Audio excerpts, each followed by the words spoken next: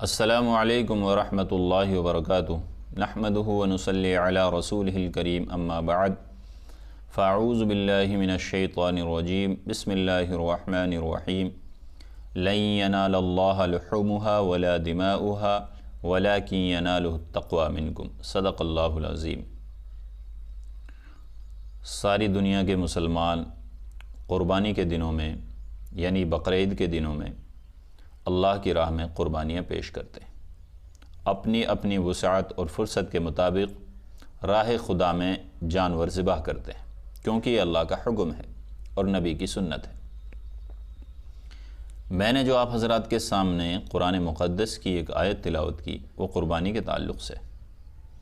اللہ تعالیٰ ارشاد فرماتا ہے لن ینال اللہ لحومها ولا دماؤها کہ لوگو اللہ کے یہاں نہ تمہارے جانور کا خون پہنچتا ہے نہ اس کا گوشت، وَلَٰكِن يَنَالُ التَّقْوَىٰ مِنْكُمْ بلکہ اللہ کے یہاں تو تمہارا تقوی، تمہاری پرہیزگاری اور تمہارے دلوں کی نیت اور ارادہ پہنچتا ہے۔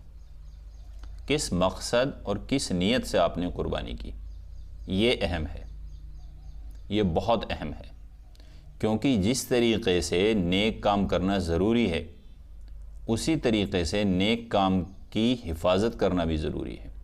اگر آپ نیکیاں کماتے ہیں لیکن ان کی حفاظت نہیں کرتے، ان کو ضائع اور برباد کر دیتے ہیں، تب بھی آپ خسارے اور نقصان میں ہیں۔ تو الحمدللہ قربانی کا جو عمل بقرعید کے دنوں میں کیا جاتا ہے، مجھے امید ہے کہ زیادہ تر مسلمان اس میں حصہ لیں گے، لیکن میں چاہتا ہوں کہ ہماری قربانی ایسی ہو جیسا ہمارا رب چاہتا ہے، اس کو پسند آ جائے، وہ قبول کر لے، اور یہ اس وقت تک نہیں ہوگا جب تک ہمارے دلوں کا رخ ٹھیک نہیں ہوگا، ہماری دلوں کی نیتیں ٹھیک نہیں ہوں گی۔ اگر ہم اپنے آپ کو بڑا، مالدار اور سخی کہلوانے کے لیے قیمتی جانور خریدیں گے، مہنگے جانور خریدیں گے، ٹھیک ہے، تو جانور تو ہم خرید سکتے ہیں، لیکن دلوں کی نیتوں کو اللہ تعالیٰ جانتا ہے۔ اس لیے بہت ضروری ہے کہ ہمارے دلوں کی نیتیں درست ہونی چاہیے، ان کا قبلہ، ان کا رخ ٹھیک ہونا چاہیے، تبھی وہ نیکی قبول ہوگی، ورنہ سرکاری کاغذات میں تو وہ قربانی ہے لیکن اللہ تعالیٰ کے دربار میں وہ قربانی پیش نہیں ہوگی، وہ قبول نہیں ہوگی۔ اس لیے ہمیں اپنے دلوں کے رخوں کو ٹھیک کرنا ہے۔ ابھی جیسے یہ مہاماری کا دور چل رہا ہے ساری دنیا میں، تو میری ایک رائے ہے کہ اس وقت انفرادی قربانی نہ کریں، اجتماعی قربانی کو زیادہ ترجیح دیں۔ اجتماعی قربانی میں کیا ہوتا ہے کہ ایک بڑے جانور میں 7 لوگ شریک ہو سکتے ہیں، 7 لوگ مل کر کے قربانی کر سکتے ہیں۔ ہم سب جانتے ہیں کہ ایک آدمی کی طرف سے ایک حصہ کافی ہے، اور بڑے جانور میں 7 حصے ہوتے ہیں۔ اگر آپ بکری، بکرا، دمبا، بھیڑ، مینڈھا ان میں سے اگر ذبح کرتے ہیں تو ایک جانور ایک آدمی کی طرف سے کرنا پڑے گا، اور گھر میں کئی دفعہ ایسا ہوتا ہے ماں باپ کے اوپر بھی قربانی واجب ہے، ہمارے بھائیوں پر بھی قربانی واجب ہے، ہمارے اوپر بھی قربانی واجب ہے، ہماری بیویوں پہ، بھابھیوں پر بھی قربانی واجب ہے، تو بہت سارے حصے ہوتے ہیں۔ اب سب کے لیے فرداً جانور خریدیں، اور اس لاک ڈاؤن میں، اس خراب پوزیشن میں یہ بہت مشکل ہے۔ نتیجہ یہ ہوگا کہ لوگ قربانی کو چھوڑ دیں گے۔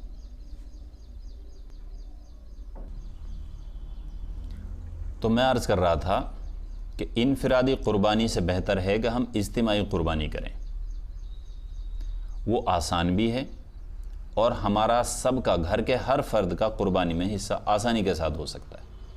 تو اس قربانی کو زیادہ ترجیح دیں بنسبت انفرادی قربانی کے۔ دوسرا، قربانی ہم کیوں کرتے ہیں، اس کی ضرورت کیا ہے؟ کیا ایسا نہیں ہو سکتا کہ اس مشکل وقت میں ہم قربانی نہ کریں، بلکہ اتنی قیمت ہم غریبوں میں، مسکینوں میں، حاجت مندوں میں، ضرورت مندوں میں خرچ کر دیں؟ کیونکہ قربانی کے دنوں میں بے شمار جانور قربان ہوتے ہیں، تو بہت سے لوگ کر رہے ہیں۔ اس سے اچھا اور بہتر تو یہ ہے کہ ہم اتنا مال غریبوں میں تقسیم کر دیں۔ یہ ایک سوال پیدا ہوتا ہے لوگوں کے ذہن میں۔ یاد رکھیے، قربانی اسی وقت ادا ہوگی جب آپ جانور خرید کر کے قربانی کریں گے۔ قربانی کی رقم دینے سے قربانی ادا نہیں ہوگی، کیونکہ اس کا جواب سنت ابیکم ابراہیم، صحابہ کرام نے اللہ کے رسول سے پوچھا تھا، یا رسول اللہ ما هذه الاضاحی یا رسول اللہ، اے اللہ کے حبیب یہ قربانی کیا ہے، ہم کیوں کرتے ہیں، یہ کس لیے کرتے ہیں؟ تو آپ صلی اللہ علیہ وسلم نے ارشاد فرمایا، سنت ابیکم ابراہیم، اے میرے حبیبو، اے میرے دوستو، یہ تمہارے باپ ابراہیم علیہ السلام کی سنت ہے، یعنی یہ طریقہ ہے، آپ کو یہی طریقہ اپنانا پڑے گا۔ یہ سال میں ایک بار موقع آتا ہے، اور جب سال گزر جاتا ہے پتہ نہیں اگلا سال نصیب ہو یا نہ ہو، اس لیے ہر عام اور خاص کو قربانی کے عمل میں حصہ لینا چاہیے، کیونکہ قربانی کے دنوں میں قربانی سے بڑھ کر کوئی عمل اللہ کو محبوب اور پسند نہیں ہے۔ ہم سب کو چاہیے کہ ضرور اس پسندیدہ عمل میں حصہ لیں۔ صحابہ کرام رضوان اللہ تعالی علیہم اجمعین آپ صلی اللہ علیہ وسلم سے دریافت کرتے ہیں، اے اللہ کے رسول ہمیں اس پر کیا ملتا ہے؟ فما لنا فیہا یا رسول اللہ، اے اللہ کے حبیب اگر ہم قربانی کریں تو ہمیں اس میں کیا اجر و ثواب ہے؟ رسول اللہ صلی اللہ علیہ وسلم نے ارشاد فرمایا، جانور کے جسم پر جتنے بال ہوتے ہیں ہر بال کے بدلے اللہ پاک تمہیں ایک نیکی عطا فرماتے ہیں، بکل شعرۃ حسنہ، ہر بال کے بدلے تمہیں ایک نیکی عطا فرمائی جائے گی۔ سبحان اللہ۔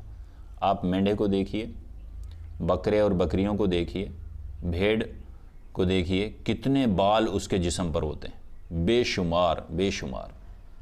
ان بالوں کے بقدر ہر شخص کو نیکیاں ملیں گی جو قربانی میں حصہ لے گا۔ چنانچہ صحابہ کرام نے یہ سوال الگ سے پوچھا، اے اللہ کے حبیب اون کے جانور کے بارے میں کیا رائے ہے؟ یعنی اون کا جو جانور ہوتا ہے اس کے جسم پر تو بے شمار بال ہوتے ہیں، کیا اس کے بدلے بھی ہمیں اتنی ہی نیکیاں ملیں گی؟ آپ صلی اللہ علیہ وسلم نے ارشاد فرمایا، اون کے جانور کے جسم پر بھی جتنے بال ہوتے ہیں ہر بال کے بدلے اللہ سبحانہ و تعالی تمہیں ایک نیکی عطا فرمائیں گے۔ سبحان اللہ۔ اللہ کے خزانے بہت بڑے ہیں۔ میں نے شروع میں ہی کہا تھا کہ اللہ پاک ہمارے دلوں کی نیتوں کو دیکھنا چاہتے ہیں کہ یہ کتنی عقیدت، محبت اور اخلاص کے ساتھ قربانی پیش کر رہا ہے۔ تو ہم سب کو چاہیے کہ ہم اخلاص کے ساتھ، للہیت کے ساتھ، اخوت کے ساتھ، بھائی چارگی کے ساتھ قربانی پیش کریں، اور انفرادی قربانی سے بہتر ہے کہ ہم بڑے جانور میں حصہ لیں اور اجتماعی قربانی کریں، تاکہ وہ اس مشکل وقت میں بھی آسانی کے ساتھ ہم کر سکیں۔ ایک مرتبہ نبی کریم صلی اللہ علیہ وسلم نے سیدنا حضرت فاطمہ رضی اللہ تعالی عنہ سے فرمایا، قومی الی اضحیتک، اٹھو اور اپنے جانور کی قربانی کے وقت قربان گاہ میں موجود رہو، کیونکہ قربانی کا جانور جب ذبح کیا جاتا ہے اس کے خون کا قطرہ زمین پر گرنے سے پہلے تمہاری زندگی کے پچھلے سارے گناہ بخش دیے جائیں گے۔ سبحان اللہ۔ یہ دوسری فضیلت ہے۔ ایک فضیلت حدیث پاک میں آتی ہے کہ ہر بال کے بدلے اللہ پاک ایک نیکی عطا فرمائیں گے۔